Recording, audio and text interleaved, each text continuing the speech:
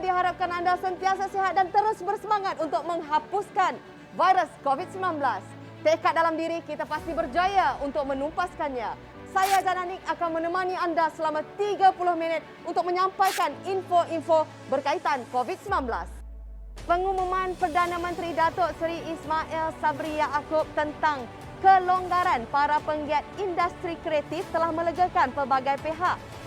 Setelah berbulan industri kreatif tidak dibenarkan beroperasi, kini kandungan kreatif secara rakaman dan secara langsung mula dibenarkan sejak 9 September yang lalu.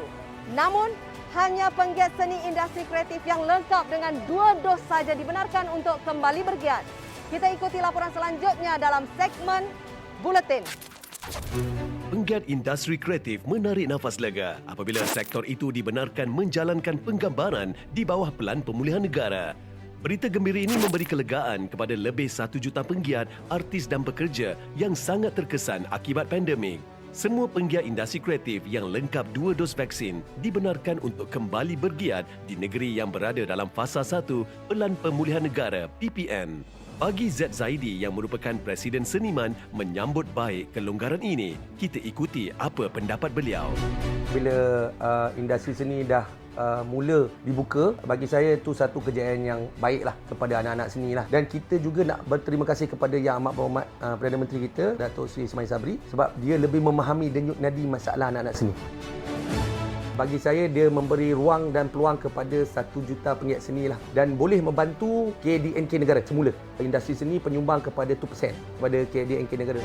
Selain itu, antara aktiviti yang dibenarkan adalah aktiviti panggung wayang kepada individu yang telah lengkap vaksin juga dibenarkan dengan kapasiti 50% di ruang Dewan Tayangan Pawagam. Aktiviti basking di tempat tertutup, aktiviti persembahan langsung seperti seni teater, musikal, muzik dan komedi secara pradaftar dengan penonton yang telah lengkap vaksin serta kapasiti penonton 30% di ruang premis.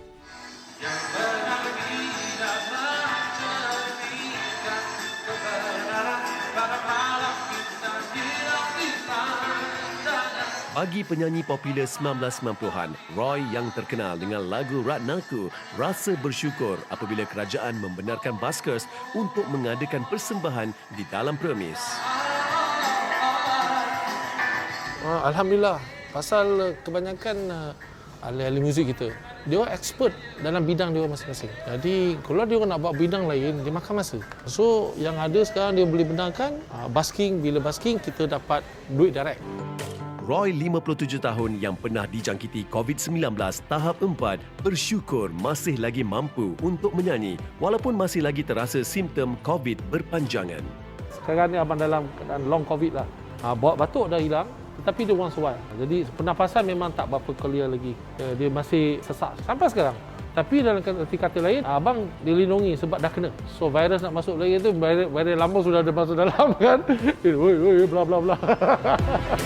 Nur Azan Nizam Muhammad Noh pula yang sudah 2 tahun mengadakan persembahan di restoran ini merasa gembira kerana dapat kembali bersama rakan-rakan lain untuk menghiburkan pelanggan di restoran. Memang tak punya makan langsung lah. Sebab dia orang kebanyakannya pemuzik ni memang full time pemuzik. So memang terjejas lah. Bila dah buka macam ni, alhamdulillah boleh.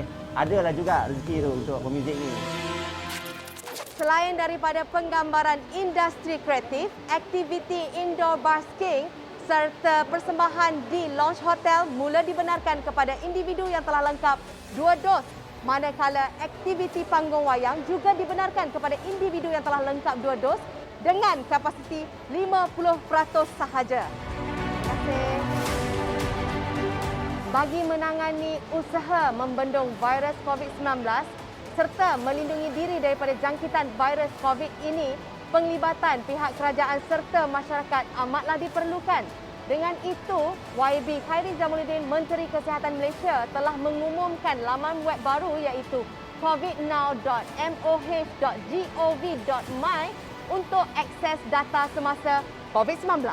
Sebelum kita ke info tentang akses data tersebut, kita ikuti laporan tugasan para doktor dan pegawai perubatan yang bertugas untuk memberi vaksin pandu lalu di Hospital Chancellor Tuanku Mukhlis, Ceras. Saksikan. Hospital Chancellor Tuanku Muhriz mula beroperasi pada Mac 2021 telah menawarkan perkhidmatan vaksinasi secara pandu lalu sebagai usaha menggalak dan memudahkan masyarakat memvaksinkan diri. Berkemampuan memvaksinasi sekitar 300 hingga 800 orang sehari, perkhidmatan ini menerima pujian ramai dan membantu mempercepatkan pencapaian 80% imuniti kelompok. Keselesaan dan kemudahan perkhidmatan yang ditawarkan sangat mengujakan. Menariknya, PPV HCTM ada kelebihannya yang tersendiri. Bismillahirrahmanirrahim. Tarik nafas, Puan. Tutup ya. Kru Bantras bersama Dr. Sharifah Azura Saleh selaku penyelaras PPV HCTM. PPV HCTM adalah kategori PPV rujukan bagi mereka yang mempunyai sejarah alergi yang teruk, mereka yang kurang daya tahan badan dan juga mereka yang ada risiko pendarahan. Mereka ini akan dirujuk kepada kami daripada hospital, klinik dan juga PPV lain yang dapat tahu sejarah penyakit untuk kami beri pemerhatian yang lebihlah. Pastinya sumbangan HCTM dalam memerangi pandemik ini akan tersemat dalam lipatan sejarah perubatan negara. Dalam kekalutan negara memerangi pandemik COVID-19 sejak tahun lalu, formula terbaik untuk merekodkan keberkesanannya adalah melalui kerjasama erat antara kerajaan dan masyarakat. Menyedari hakikat ini, Yang Berhormat Khairi Jamaluddin, Menteri Kesihatan Malaysia, telah melancarkan laman web covidnow.moh.gov.my. Laman web ini menyediakan segala data berkaitan COVID-19 dengan format baru yang lebih telus dan tepat. Langkawi menjadi tumpuan ramai melalui pelancaran projek rintis Bubble Travel yang dibuka kepada pelancong tempatan bermula 16 September 2021 lalu. Namun kegarahan pelancong dan pelawat tempatan turut dipantau dengan kawalan SOP ketat di setiap pintu masuk pulau peranginan tersebut. Pengunjung harus melalui ujian saringan swab test sebelum dibenarkan berlepas ke pulau legenda tersebut, sama ada melalui lapangan terbang maupun melalui terminal feri. Hasilnya, hari pertama pembukaan saringan RTKAG telah dilakukan terhadap 2,528 individu di Kuala Perlis. 5 individu didapati positif COVID-19. Sebanyak 3 negeri iaitu Negeri Sembilan, Pahang dan Johor kini menikmati peralihan fasa Pelan Pemulihan Negara berkuat kuasa 24 September lalu. Perkara itu diputuskan dalam mesyuarat Jawatan Kuasa Khas Pengurusan Pandemik membabitkan seperti Negeri Sembilan daripada fasa 3 kepada fasa 4, Pahang daripada fasa 2 kepada fasa 3 dan Johor daripada fasa 1 kepada fasa 2. Saya terasa sangat kadang macam tak boleh terima sebab mana-mana memang kita dua orang je.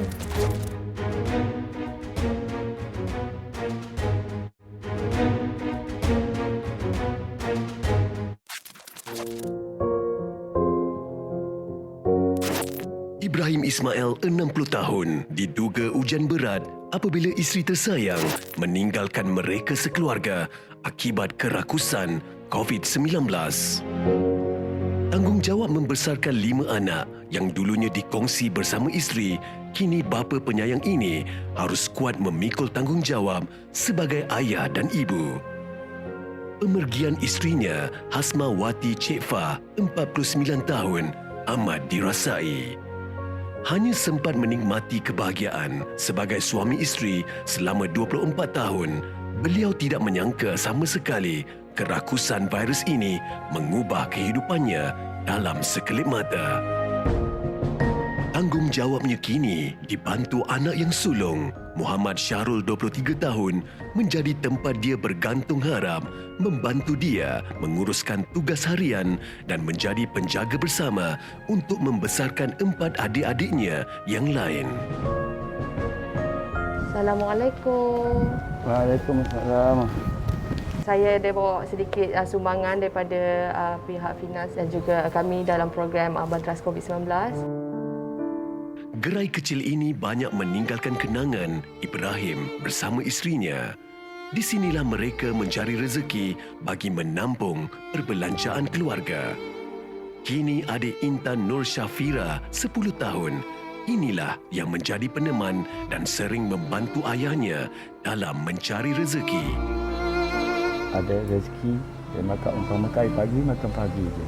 Hanya pakcik semua pakcik kat tu je, kat bawah tu je. Jual burger. Burger macam tu. Tu je lah. Kami besar pun anak-anak tu situ lah rezeki. Kak doakan adik akan menjadi seorang yang berjaya, dapat bantu keluarga adik. Okay? Adik kena kuat tau. Lebih menyedihkan, ada segelintir rakan baiknya mula menjauhkan diri apabila mengetahui dirinya disahkan positif COVID-19. Abang terasing. Bunyi kena macam ni, kawan tu nak lari je. Salahkah aku dengan dia? Kita persahabatan kan? Terasa macam tersinggung. Lebih pada najis dadah lagi. Bila pakcik disahkan positif COVID tu, orang sekeliling pakcik, kawan-kawan Bukan pakcik sekitar, semua kawan-kawan pakcik. menjauhi pakcik. Macam tak nak mendekati pakcik sebab dia merasakan yang virus ni sangat bahaya. Namun beliau tabah menghadapi dugaan yang datang dan menganggap ini semua satu ujian buat dirinya sekeluarga. Keprihatinan Finas membantu mereka yang terkesan akibat pandemik COVID-19 melegakan Encik Ibrahim Ismail sekeluarga. Ini sedikit sebanyak dapat meringankan beban yang dihadapinya.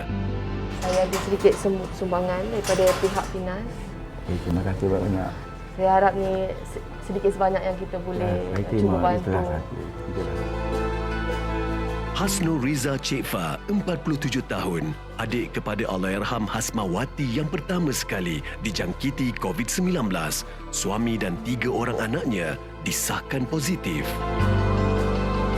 Penonton-penonton, Cik Nur merupakan adik kandung kepada arwah Hasmawati dan baru-baru ni Cik Nur juga disahkan positif COVID. Positif COVID dan masuk ward lah. Masuk ward juga. 13 hari lah. 13 hari. Masa tu stage yang keberapa? 4. Oh, dah masuk stage yang keempat juga ya. Dia tidak dapat menerima apa yang terjadi pada kakaknya, tetapi harus reda. Kehilangan kakaknya amat dirasai. Apatah lagi rumah mereka di blok yang sama. Namun beliau kena kuat demi keluarga. Saya terasa sangat kadang macam tak boleh terima. Mana-mana memang kita 2 orang je. Pergi beli barang ke, pergi mana ke memang kita 2 orang. Memang lapar sangat. Tak boleh nak terima tapi saya terpaksa reda lah. Macam dia kat rumah arwah tu, kalau saya seorang, saya tak boleh masuk. Mesti terbayangkan dia lah. Diharapkan keluarga ini tabah menghadapi dugaan dan terus cekal untuk mengharungi hari-hari mendatang. Masih lagi bersama saya Jana Nik dalam Bantras COVID-19. Berat mata memandang, berat lagi bahu yang memikul. Untuk menerima sesuatu perubahan tanpa orang yang tersayang bukanlah sesuatu perkara yang mudah. Kalau dulu segala suka dan duka dikongsikan bersama, kini hanya kenangan yang ditinggalkan. Semoga keluarga Encik Ibrahim dan juga Puan Hasnur Riza dapat membiasakan diri dengan kehilangan ini. Setiap minggu kita akan kongsikan kepada anda pelbagai info menarik dan juga status terkini COVID-19. Jadi apakah info menarik yang ingin dikongsikan oleh pihak KKM? Jom kita saksikan. Setakat 22 September 2021, seramai 2,142,924 individu telah dijangkiti dengan penyakit COVID-19. Daripada jumlah itu, sebanyak 24,565 kematian telah dicatatkan. Ini menjadikan jumlah kematian 6.3 setiap 100,000 penduduk di Malaysia. Apa yang membimbangkan, sejumlah 4,809 kematian adalah kematian sebelum tiba di hospital. Antara faktor yang menyumbang adalah jangkitan COVID-19 disebabkan variant of concern, terutamanya varian Delta.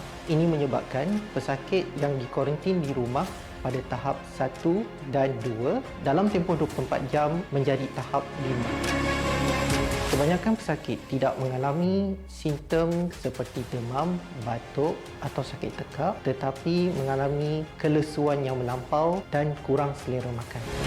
Kebanyakan pesakit yang mengalami silent hypoxia ini tidak menyedari mereka mengalami penurunan tahap oksigen dalam darah yang sangat serius. Sehubungan dengan itu adalah digalakkan sekiranya mampu, pesakit memiliki alat untuk memantau kadar oksigen dalam darah yang dinamakan pulse oximeter. Sekiranya kadar oksigen dalam darah didapati bawah 95%, pesakit digalakkan untuk hadir ke hospital untuk pemantauan lanjut. 13,754 kes baru jangkitan COVID-19 dikesan pada 23 September 2021. Hanya 1.7% membabitkan kes serius kategori 3, 4 dan 5. Dapatkan dos lengkap vaksinasi anda sebagai benteng pertahanan. Patuhi SOP untuk kita kembali ke kehidupan normal. Menang bersama, lindungi diri, lindungi semua. Boleh dibenarkan pulang bersama dengan mesin oksigen concentrator di rumah.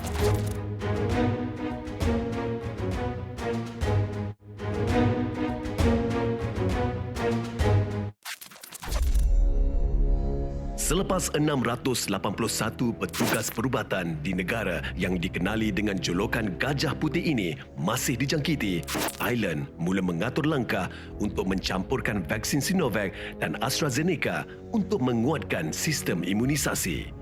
Suruhanjaya Penyakit Berjangkit Kebangsaan Thailand menyatakan pelan vaksinasi menggunakan kaedah campuran mix and match dua jenis vaksin COVID-19 akan digerakkan seawal Oktober dalam usaha membendung penularan wabak maut itu. Namun keputusan ini diberi amaran oleh saintis Pertubuhan Kesihatan Sedunia WHO kerana tindakan itu boleh mencetuskan tren berbahaya kerana tidak disokong oleh bukti yang kukuh. Thailand merupakan negara di rantau ini yang telah membuka sektor pelancongannya kepada pelancong asing bermula 1 Julai 2021 yang lalu di bawah program Phuket Sandbox 7+7. Phuket menjadi pulau peranginan pertama di Thailand membenarkan pelancong asing yang lengkap 2 dos vaksinasi COVID-19 dan dari negara berisiko rendah dan sederhana memasuki pulau peranginan itu. Namun SOP menghendaki mereka perlu tinggal selama 7 hari pertama di Phuket sebelum dibenarkan berpindah ke pulau lain.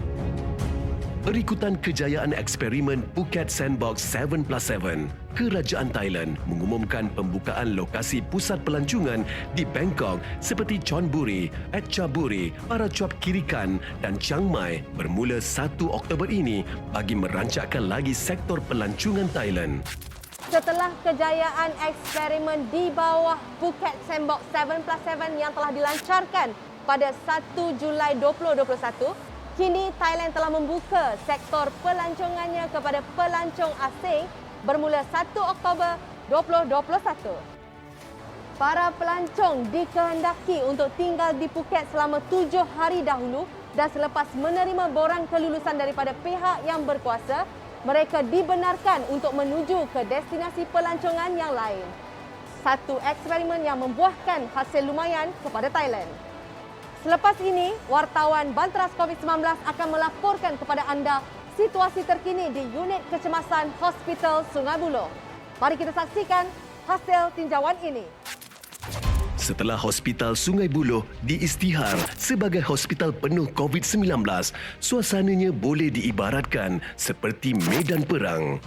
Kemasukan pesakit yang tiada penghujung, siren ambulan yang silih berganti, pesakit berselerakan menanti giliran rawatan, kes kematian yang di luar dugaan serta katil-katil ICU yang penuh terisi menjadi fenomena yang amat mengerikan dalam lipatan sejarah perubatan negara. Kegigihan dan semangat cekal ini mula menampakkan titik cahaya menjelang Ogos 2021. Bunyi riuh siren ambulan semakin berkurangan sekaligus melegakan petugas bahagian kecemasan Hospital Sungai Buloh. Pastinya penyumbang terbesar kejayaan ini selain daripada barisan hadapan adalah program vaksinasi kebangsaan yang telah mencapai imuniti kelompok. Kelegaan ini dikongsikan oleh Dr. Siti Suhaila Hamzah, Ketua Bahagian Kecemasan Hospital Sungai Buloh. Bermula daripada pertengahan bulan Ogos sehinggalah sekarang, trend penurunan agak konsisten di mana daripada 120 orang, berkurangan pada pertengahan bulan Julai, dia menjadi lebih kurang dalam 80, terusnya bulan 8 lebih kurang 50 dan sekarang kalau kita tengok kategori pesakit, bilangannya ranging daripada 30 hingga ke 20. Para doktor mula menarik nafas lega bila pesakit tahap 5 yang memerlukan alat bantuan pernafasan mula berkurang di ICU. Bilangan pesakit ICU yang berada di Jabatan Kecemasan paling tinggi iaitu lebih kurang 70 orang, berkurangan hampir 3 atau 4 orang sahaja. Dan pada ketika itu keadaan amat-amat mencabar yang mana memerlukan pengangkatan tong oksigen, pengisian oksigen. Kalau ikut bilangan dia memang berkurangan berbanding dengan keadaan yang sangat tinggi pada bulan 6, 7 dan 8 lah. Program rehabilitasi bagi mengurangkan kebergantungan alat pernafasan dan membolehkan pesakit bernafas seperti biasa dipraktiskan oleh pihak hospital untuk pesakit. Diberi temujanji berikutnya ke bahagian pakar pernafasan iaitu pakar respiratory dan juga pakar rehabilitasi iaitu mereka akan bantu untuk mendapatkan kembali proses pemulihan pernafasan. Penilaian turut dibuat terhadap pesakit yang telah bebas dari COVID-19 tetapi masih memerlukan alat pernafasan. Adakah mereka dibenarkan membuat pemantauan kendiri di rumah? Pesakit-pesakit ini boleh dibenarkan pulang bersama dengan kita panggil mesin oksigen concentrator di rumah. Walau bagaimanapun, pesakit-pesakit kategori ini akan melalui proses tapisan kelayakan oleh pakar bahagian rehabilitasi untuk melihat sama ada mereka sesuai atau tidak untuk menggunakan oksigen di rumah. Kadar kematian dan juga penggunaan tong-tong gas oksigen semakin berkurangan dari penurunan kes kemasukan pesakit COVID-19. Diharapkan penurunan ini akan berterusan walaupun pelbagai sektor telah dibuka seperti sedia kala. Pembukaan pelbagai sektor bukanlah bermakna anda tidak perlu untuk menjaga SOP dan anda bebas untuk ke mana-mana seperti sebelum pandemik COVID-19 melanda. Tetapi pembukaan pelbagai sektor adalah bagi pemulihan ekonomi dan juga pemulihan emosi dan psikologi masyarakat yang telah lama tidak keluar ke mana-mana. Baiklah, itu saja laporan untuk minggu ini. Jumpa lagi pada minggu akan datang dalam Bantras COVID-19. Bantras sampai tuntas, kita mesti menang.